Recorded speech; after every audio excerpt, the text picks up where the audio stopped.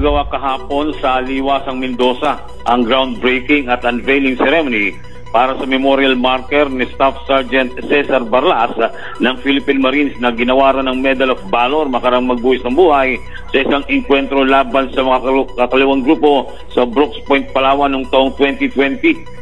Binigyang pugay ni na City Councilor Patrick Alex Hagedorn na kumatawan kay Mayor Lucilo Berona at Vice Mayor Jimbo Maristela sa pamagitan ng kanilang mga mensahe ang walang hanggang pagsaludo at pasasalamat sa pagiging isang huwarang sundalo ni Barlas.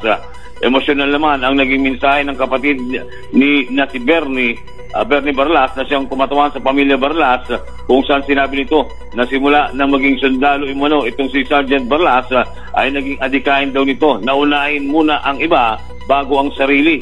Kwento pa nito, hindi raw nila alam na magiging sundalo ang pangarap o pagiging sundalo ang pangarap ng kanyang kapatid at nasorpresa na lamang daw ang pamilya nang umuwi isang araw na ang kapatid na isa ng himilitara.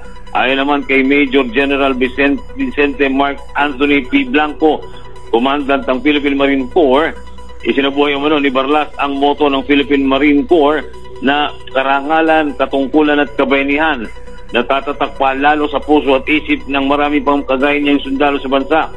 September 3, 2020 nang mapatay sa isang engkwentro si Barlas laban sa mga armadong grupo na naganap sa sitio Kabuyuan, Barangay Mainit, Brooks Point, Palawan na naging dahilan para ma-neutralize ang ilang high-value individual.